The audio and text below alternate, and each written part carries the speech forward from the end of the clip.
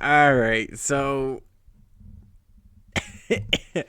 honestly, I really wish I could come on here and say that I knew it all along and, you know, I wasn't nervous whatsoever and blah blah blah blah blah. The typical Homer type fan. I pride myself on being more realistic of a fan. More kind of down to earth a little bit. Sometimes that does come back to bite me, and seem a little too negative. But I try and not take my fandom into not necessarily account, but it's not the entirety of what I watch. I like to stay, unbiased when it comes to that stuff. I, of course, lean a little bit, but I'm not going to tell you that, every game that my team loses, no matter what sport, is because of, a ref not making a call or making a certain call or anything like that, a player making this mistake. Like, there's going to be so many moments in these games when, especially in playoffs, where the margins are so small, that it's going to happen. There's going to be calls that you disagree with. There's going to be calls that go your way, that you're like, wow, that was not a foul, or that was not a penalty, but I'll take it. That's always, it's a problem when it happens to your team. It's not a problem that you need to worry about when it benefits your team. So I pride myself on trying to be a little bit more unbiased than the average fan. So when I say that I really wish I could come on here and tell you that I was right about everything and that I had no nervous feelings when it came to this series with the Pistons for the Cavs, that would be a straight lie. That would be completely dishonest of me. I really thought after game 6 that this series was not going to go the Cavs' way. I thought that with Duncan Robinson in Detroit at home, a building where the Cavs have really struggled in, and that's saying it, nicely, really struggled in, and only won one game coming into game 7. They've only won one game in this building, and it was about in overtime, where arguably their Detroit's best shooter was out for the entirety of the game with an injury. And, they lose at home. The Cavs do, very convincingly. Their first home loss of these playoffs, they lose very convincingly. Showed little to no fight, basically all game. Gave, one of their worst performances that they've had so far in these playoffs. And it just felt like all the momentum was with Detroit. Detroit was finally getting healthy again. And it felt like they were kind of hitting their stride. And boy, was that wrong. Detroit came out and played basically the same way that the Cavs did.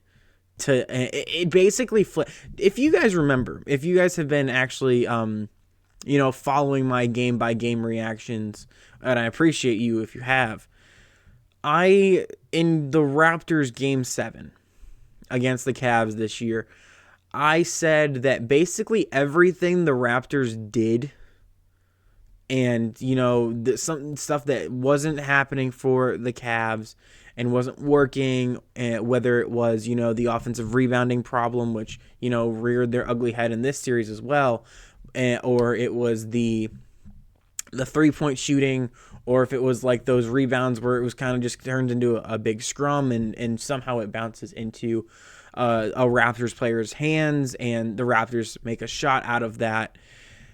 It all just kind of felt like everything that, was bouncing the Raptors' way completely bounced the opposite direction in favor of the Cavs, and the Cavs won that game and moved on to play Detroit. That's exactly how this game went today. It was the exact same game 7 that basically we saw in the first round against Toronto if you were Cleveland. And that's really, it's great for the Cavs, but it's really heartbreaking if you're the Pistons. There was never really a point in this game where the Pistons got going. There was a couple of times where the fans started, were getting into it, but the Cavs shut them down, whether that was Sam Merrill or, Donovan Mitchell, which let's just talk about the individual players here. Donovan Mitchell, this is with this win tonight, this is his first opportunity at a conference finals. For the first time in his career, he finally gets the monkey off of his back with that, have been in the playoffs every single year of his career, have never been able to get by the second round. He finally does. With that being said, in no way should we just kind of give up and be like, oh, we made the conference finals, that's it, we're just going to roll over and die for the Knicks. That's not going to be, nor do I think that is going to happen, but that should not happen if you're on the coaching staff or any of the leaders on this team. In no way are you satisfied with this. It's going to be a day or a night of celebration and happiness that you got on to the next round, and then it's back into whatever you guys want to do, whether that's film with the Knicks or just a regular practice. But you have to be prepared for the New York Knicks. But yeah, that's for Donovan Mitchell. Great for him to get the monkey off of his back here and move on to a conference finals for the first time in his career. James Harden, who, although on the stat sheet did not have a good game, if you watched the game, you saw his presence. He really took the majority of his shots after the game was basically already in hand. He was more of a distributor. How many assists did he have today? He had 8. Did he not? He had 6. 6 assists. So him and Evan Mobley were right there with him. Donovan Mitchell had 8 assists today. They did a really, really good job, all of them distributing the ball. I think it was like 40-something assists the Cavs had total in this game. Actually, let me check that. I believe that is a stat that they take as a full-on thing. Oh, 31. So 31 assists total for the Cavs today as a team, which is, very weird for a Cavs team that has been borderline careless of the basketball in these playoffs. And, let me just stay on topic here. James Harden, for the first time since 2018, is back in a conference finals. If you have not watched basketball for that long, and maybe I am showing my age a little bit here, 2018 was the year that James Harden was on the Rockets. It was kind of the peak of his Rockets career. That was the year with Chris Paul. I don't know why I said James Hall. Chris Paul. And, they went up against the eventual NBA champions, Golden State Warriors. And that was the Kevin Durant year with of course, KD, Steph, Draymond, everybody there. They would go on and win the NBA championship. But they took the Warriors all the way to 7 games. Actually had a 3-2 lead, I believe, over the Golden State Warriors. And Chris Paul did get injured, and that was kind of just the nail in the coffin. And the Warriors were able to move on and beat the Cavs, ironically, in 5 games to win their second NBA championship in 3 years. Of course, the 2015 year where everyone on the Cavs were basically injured, and it was LeBron and everybody else. And in LeBron's first year, Warriors winning in 6 games. The Cavs come back down 3-1 in 16, and then 20. Or no. Wait, no. I'm thinking of I'm skipping a whole nother year. That was the Warriors' second of back-to-back NBA championships. That was still KD, but I got my years mixed up. So 15 was the Warriors' first with just Steph and Iguodala, who ended up winning MVP for basically holding LeBron to under 40 points a game, which is ridiculous, but whatever. Cavs down 3-1. Warriors win in 5 games and are probably that year the greatest team ever assembled at that point. And then 2018 was the Warriors' second NBA championship, their third in 4 years. So, and that was, same thing. James Harden, everything about that was right. I just, for some reason, thought that was in 2017, not 2018. I said 2018, but I was really thinking 2017. You get what I mean. So, this is James Harden's first opportunity back at the conference finals. And I liked somebody that I follow said that, James Harden is the type of player that is going to get you to game 6 or game 7 in these playoffs. He's not going to be the guy that's going to win it for you, though. He's going to get you there, but he's going to be, all right, I got you here, somebody else take it. And that's a really good, analogy and take for James Harden's, career. And he proved that, didn't have the best game in game 6, but no one really had the best game in game 6 for the Cavs. And didn't have the best game today statistically in game 7 today, but everybody else did. Everybody else had a great game today. Jared Allen had 23 points and, proved a lot of his doubters wrong. Evan Mobley had 21 points, proved a lot of his doubters wrong. Donovan Mitchell finally got off the second round curse there and had 26 points today. Max Strus hit shots when he needed. Sam Merrill had the game of his life in the playoffs here. How many points did he end up having? He had 23 points. He was leading the team in points for the longest time until Donovan Mitchell and Jared Allen caught him there. 7 of 10 from the field. He was 5 of 8 from 3. And it just felt like every time the Pistons could get some momentum or had the opportunity to make a run, Sam Merrill was right there and hit a 3 and basically put that run to bed.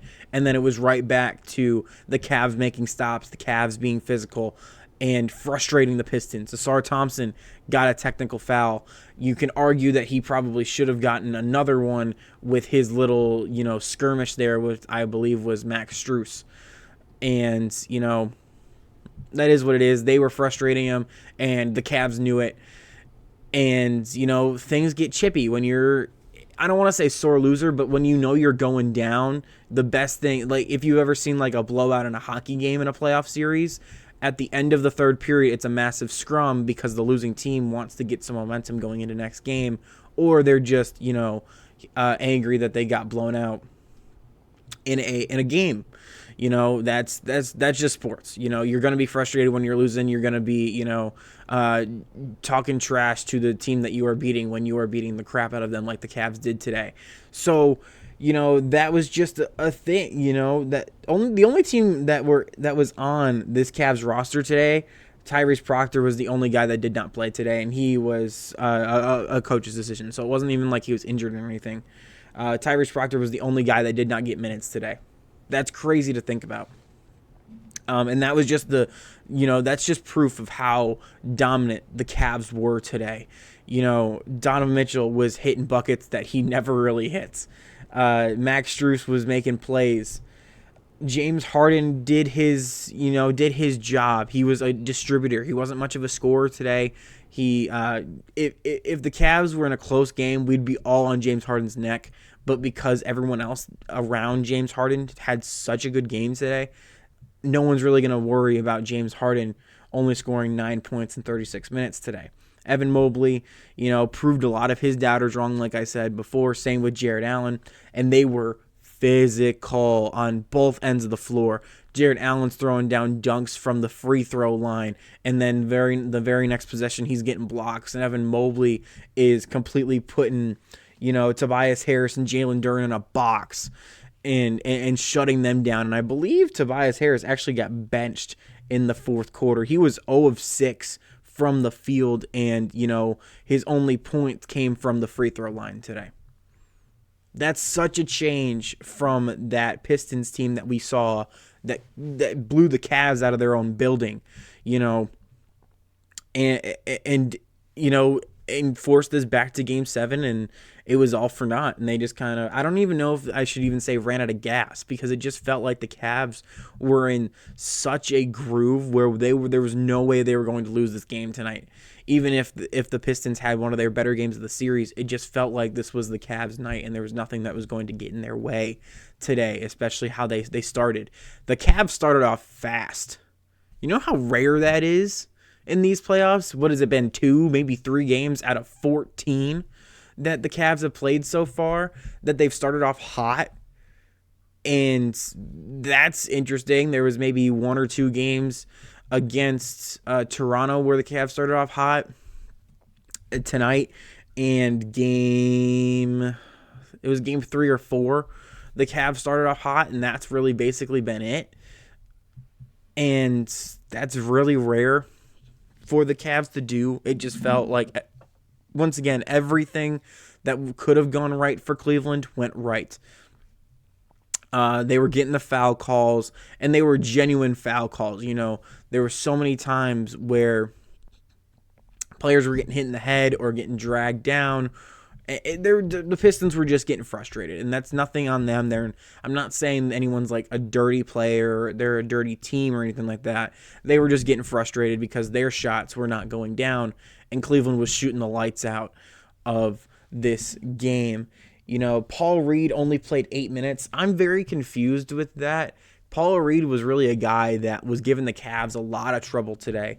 I said in my game 6 or game 5, game 6 instant reaction that they should really start Paul Reed and bench a guy, or not even bench, but have Tobias Harris or Jalen Duren come off the bench in game 7, because that's going to affect a lot of what the Cavs game plan is, because they have not seen that so far in the series.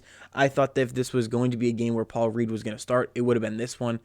And he's been really, really good.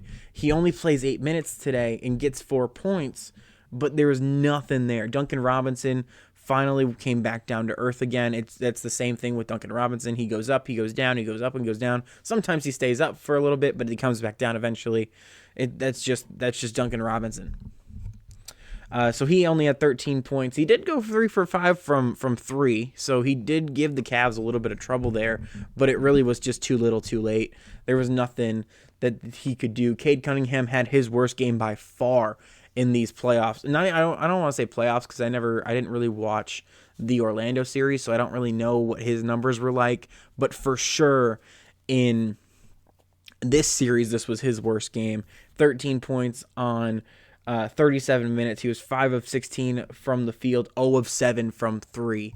And how many turnovers did he have in this game? He only had, I guess he had 3 turnovers, but there was at least 1 or 2 that were like kind of head scratching. Like, where were you throwing that to, Cade? Like, that was just bad.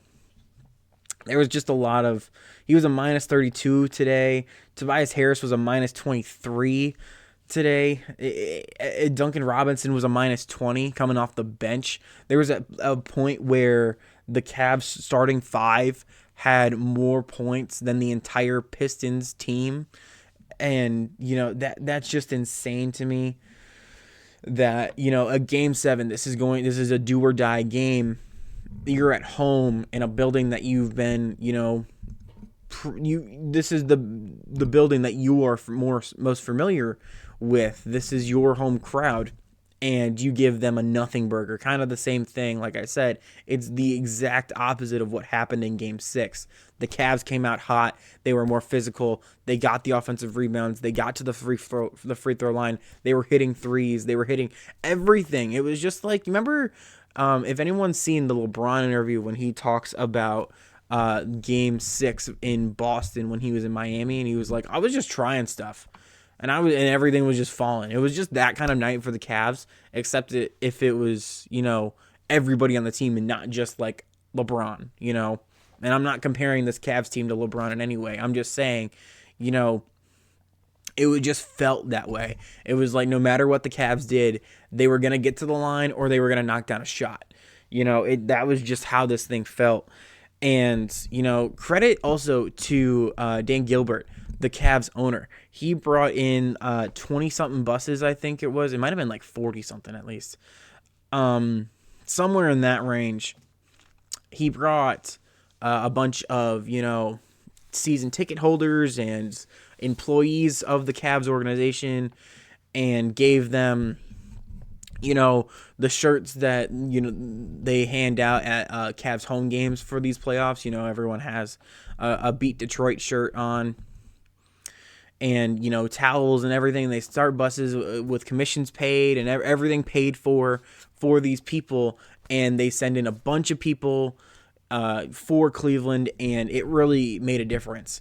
There was a lot of times where you could hear the "Let's Go Cav" chants or the cheering from that section of crowd where the Cavs fans were mostly were. It was mostly behind the bench, and then I believe there was a few sections where upper sections where you couldn't really see on camera, but you could hear it. And once that thing emptied out in the fourth quarter, it was there was no way you couldn't hear it.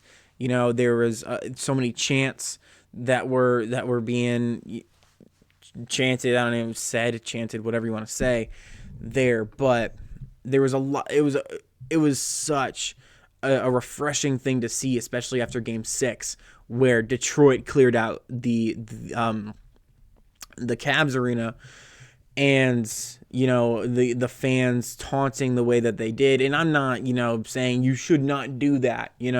I'm guilty of that when I go to sports games. Me going to the Michigan game, Ohio State Michigan, this past year. I was in the big house. We had a big giant section of Ohio State fans. You can, if you watch my video, please go watch that video, by the way, if you have not seen that.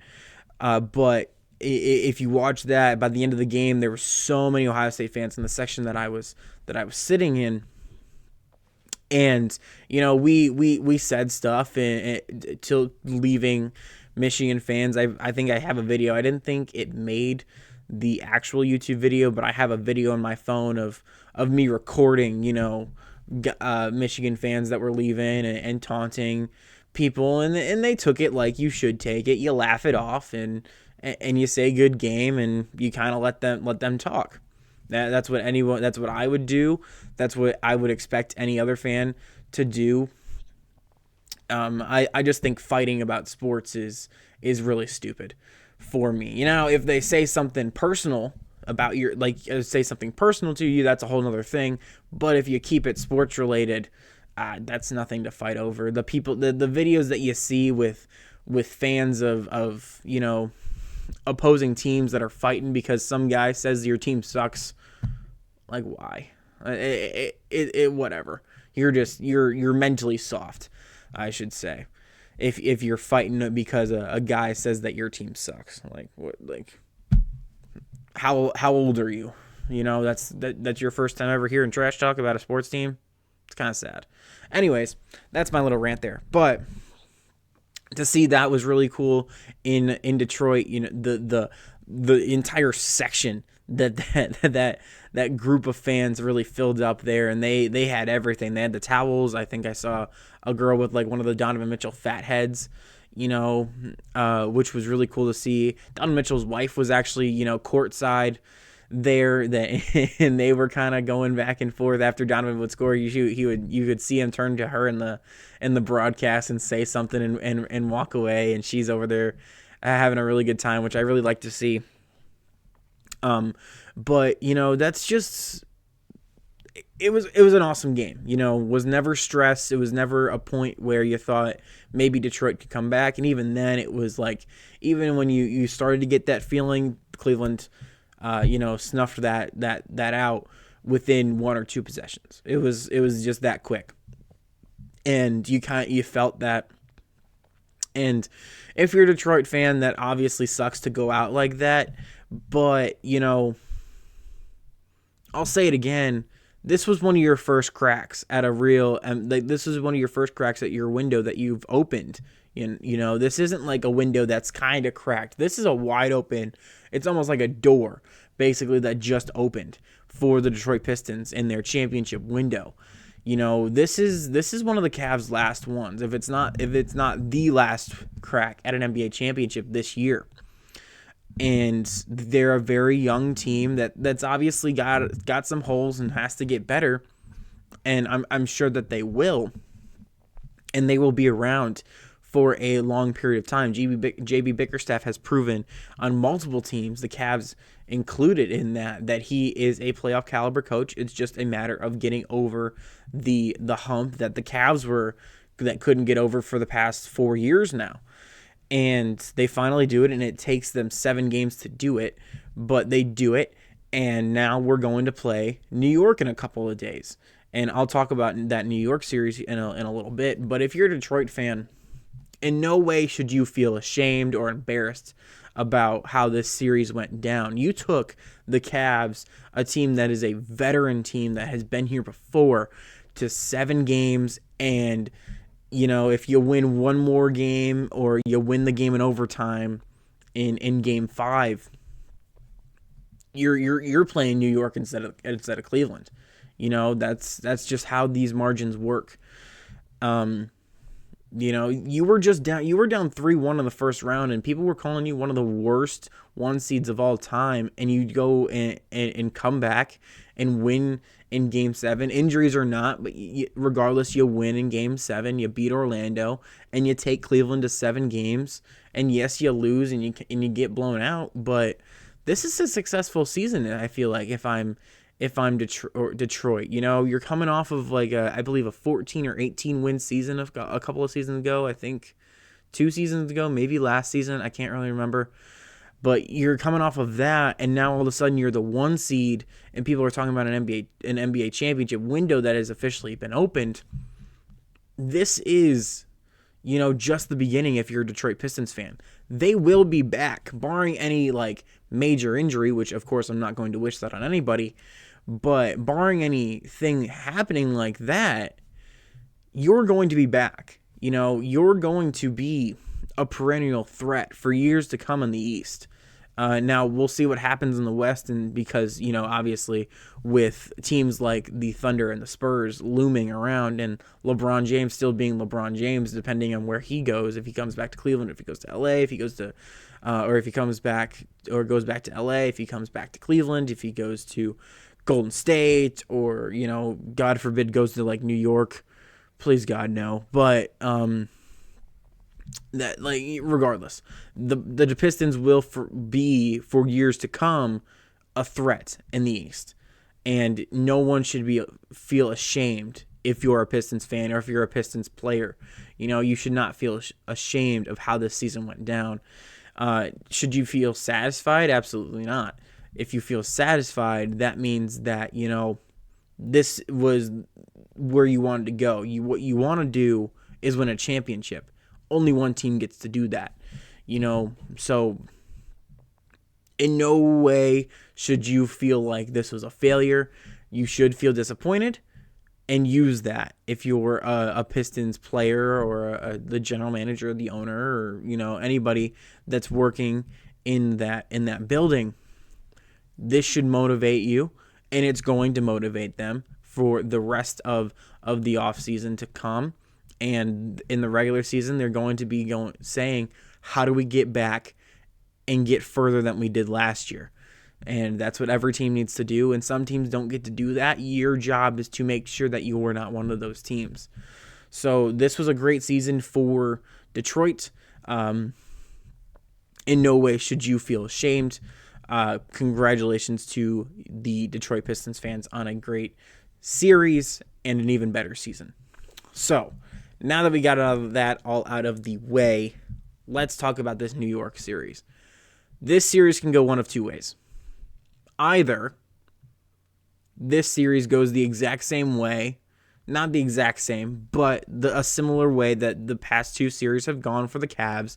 This goes late, either 6 games or 7 games, and, the Cavs, win or lose, they feel like they earned a spot in, it feels like this spot that they're in right now was earned. It wasn't just kind of, you weren't lucked into having this spot. You feel like you belong. That's the good way this could go. And best case scenario, you're off to the finals and anything can happen in the finals. That's best case scenario. Worst case scenario, you come out, you start off slow, which you have, been known to do so far in these playoffs. And you lose game 1 and game 2 in New York, and basically now you're fighting for your life in game 3 and 4 again. That's the worst case scenario, and New York blows you off the court for their second straight playoff matchup. That's worst case scenario. And it just feels like the Cavs did not belong, and they only survived because of certain matchups that they got in the first 2 rounds. That is another way that this could go. I do not see the Cavs blowing the Knicks out in 5 games, I think, or 4 or 5 games. I either see the Knicks blowing the Cavs out of the building, or I see this series going 6 or 7 games and it being a dogfight, and it feels like any team can win it at any point in time. But that being said, this game 1 for Cleveland is huge. The crowd there is going to be even more, just, I don't want to say toxic, but rowdy. It's New York. It's New York. New York fans are famously just the worst. Besides Boston, Boston and New York, those are the top 2 fan bases that everyone knows that are, to lack of a better term, not the best to be an opposing team, for a lack of a better term. And, you got to overcome that. You got to get one in New York. If you get one in New York, if you did your job. If you get 2 in New York, awesome, great. Now you take a stranglehold in Cleveland, a building that you have been dominant in all playoffs long. But you got to get 1. You cannot come back to Cleveland down 2-0. If you come back to Cleveland down 2-0, you're fighting for your life again, and you got lucky against Detroit. I don't think New York, with how hot they are especially, and the longer this series goes, it feels like it's going to favor more of the New York Knicks. They have more rest. They have, they're just as experienced as the Cavs, if not more experienced than the Cavs are. And they're hungry for it just as much as the Cavs are. The Cavs and Knicks played 3 times in the regular season. The Knicks won 2 of them. Granted, both of those games that the Knicks won were at home, I believe. And the only one that the Cavs won were in Cleveland. But you're going to need a guy like James Harden to come and have one of his trademark games. Sam Merrill needs to stay at the not necessarily at the point that he was in this game, but he needs to be around that. Max Strus needs to hit his shots when he gets them. Jared Allen, Evan Mobley need to stay like they were today in Game 7 consistently. They can't disappear in these games that they did in the Pistons games. And even in the Raptors games. You can't do that against New York. If you do it, you're going to get blown off the court. They're going to make you pay for it. So, Game 1 or Game 2, but especially Game 1, it feels like, is going to be huge. The Knicks are probably going to come out a little slow, a little bit rusty, and they're not going to be most likely. This is most likely. The Knicks can obviously come in and start off real hot. But the Knicks can obviously come out a little rusty, and that is the chance that Cleveland needs to be able to take one of these games. And, the thing is, until Game 1 tips off, every single person that has a media following or, cover sports for a living or anything like that is going to say how this is the Knicks series to lose. And to a degree, it is the Knicks series to lose. But that means all the pressure is on New York and none of it is on Cleveland. That was not the case the last time these two teams matched up in the playoffs. The Cavs had all the expectation coming in to that New York series a few years ago, and New York took Game 1 in Cleveland and won the series in 5 games. And it felt pretty easy for New York. And, that was when the pressure was all on Cleveland. They were still kind of new. This was Donovan Mitchell's first year at the time. It just felt like it just wasn't the right opportunity for Cleveland. Now, New York is coming off of a 4-game sweep where they looked really dominant against a 76ers team that everyone thought was going to give the Knicks some problems. They did not, and New York came in and swept the Philadelphia 76ers pretty easily. And now they're coming off of, I believe, a week and a half's rest. They're going to be confident, as you should be, coming off of a sweep. But that is going to be the Cavs' opportunity to take one. Everyone is saying, oh, the Cavs are an easy matchup for the Knicks. The Knicks are going to steamroll right through the Cavs. All this, and that, and this, and yet. This is the winner of the Detroit-Cleveland game was going to be the team the sacrificial lamb for the New York Knicks, and the winner of the New York Knicks, and whoever wins there. Now Cavs, the new winner of the New York Knicks and Cavs series, is going to be the sacrificial lamb of whoever comes out of the West in the finals. That is the national,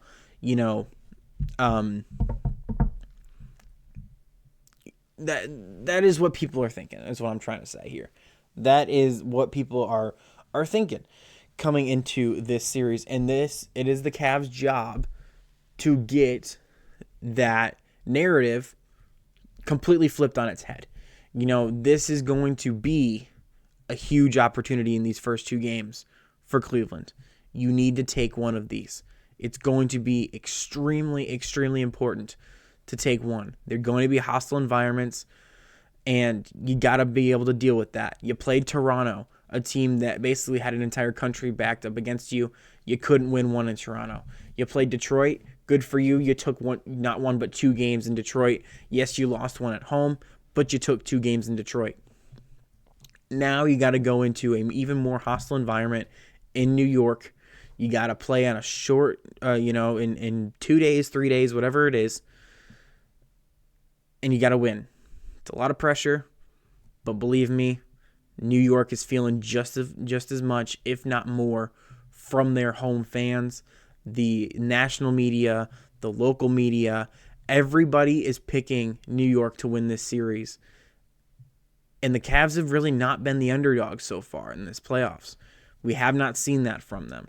We haven't really seen that at all, except maybe the Boston series a few years ago. And that team, of course, ended up winning the NBA championship. The Boston Celtics did. But ever since then, the Cavs have never really been looked at as the underdogs in a series so far. The Toronto Raptors, the Cavs were expected to win that.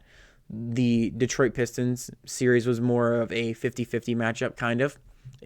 Maybe Detroit was a little bit more favored, but still, it was a close matchup. The Pacers, the Cavs were supposed to win that series. The Heat, the Cavs were supposed to win that series, and they did. But the Pacers, they did not. And, it just feels like all the pressure is on New York and a little bit is on Cleveland, but it's mostly coming from Cleveland fans, not necessarily the national media. So, I have talked for way too long on this. I am going to get out of here. I appreciate you guys if you have watched all the way through. Thank you for sticking with me through all of this rambling. And I will see you when I see ya for Game 1 of the Eastern Conference Finals. Let's go.